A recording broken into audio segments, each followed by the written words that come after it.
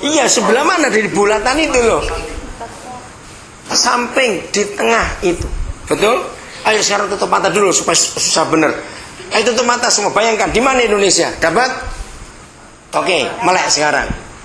Jadi secara fakta kita ini harusnya berdirinya bagaimana?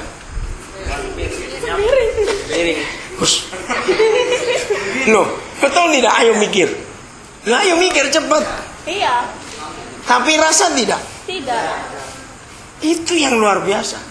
Terus saya ajak anak-anak itu, mana peta Australia? Mereka cari, dia Australia di mana yuk? Iya, di bawah. Jadi seharusnya orang Australia posisinya bagaimana?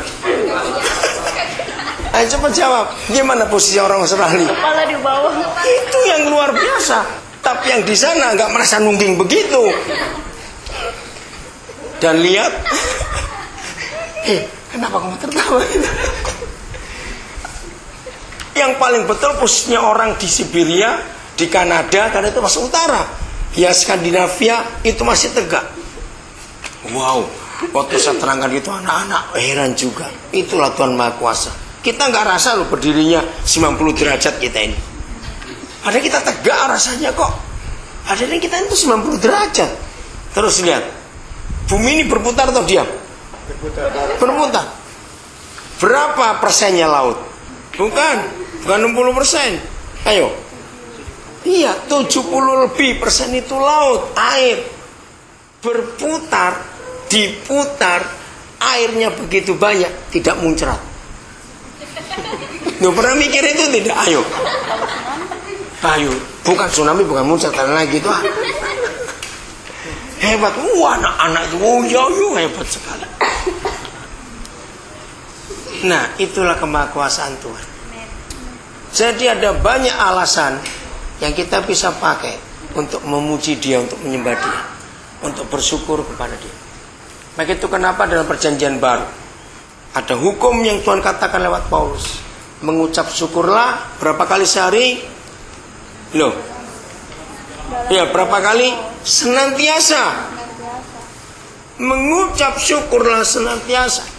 Kenapa harus mengucap syukur senantiasa? Ayo, kenapa harus mengucap syukur senantiasa? Ya, ayo. Iya, secara gampang aja. Iya, karena ada banyak hal yang mengagumkan yang Papa buat. Sungguh-sungguh luar biasa. Siapa yang di rumah pakai pompa air? Pompa Sandio sejenisnya siapa? Siapa lagi di rumah? Oke. Siapa yang pakai motor? Tahu bukan? Kenapa? Saya mau tanyain. Mesin motor, mesin mobil, ya, itu kalau terlambat ganti oli bagaimana?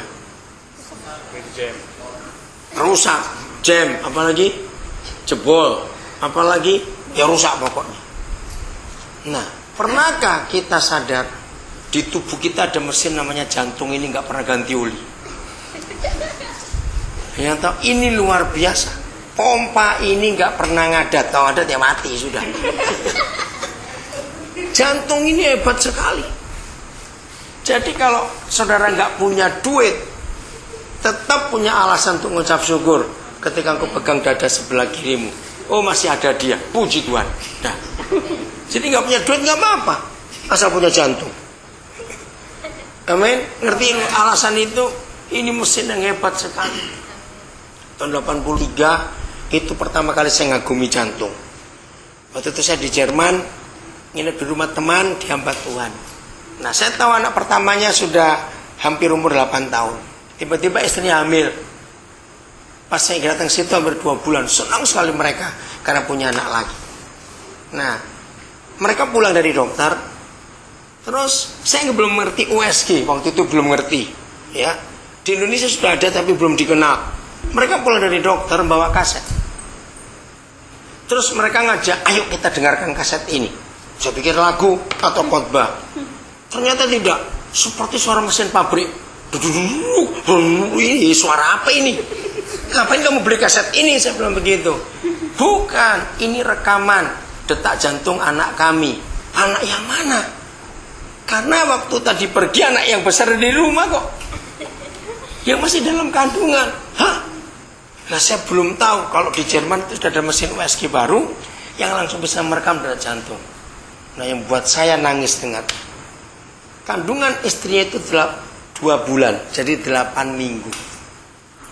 Ada foto kecil, nggak sampai 2 cm.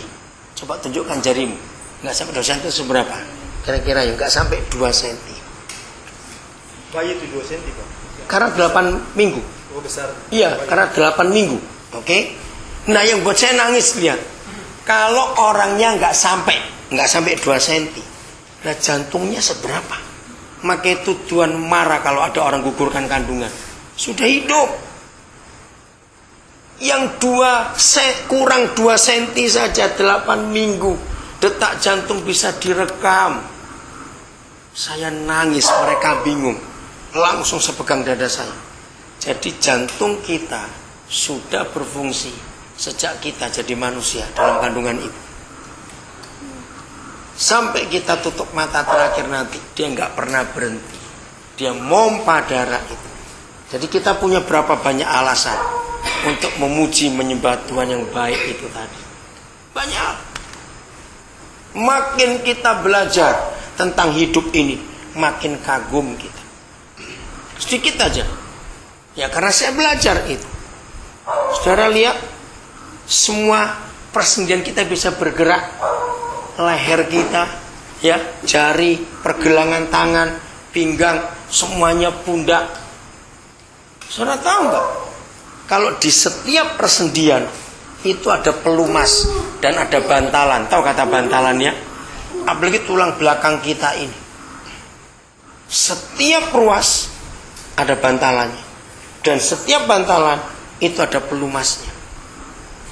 Dan harus tahu, tiap hari itu papa ganti yang baru pelumasnya. Yang dipakai hari ini dia akan habis. Waktu kita tidur dibuat baru lagi. Dan itu nggak pernah terlambat. Bantalan tulang punggung kita itu paling hebat. Tidak ada pabrik di dunia bisa buat bantalan itu walaupun sintetis.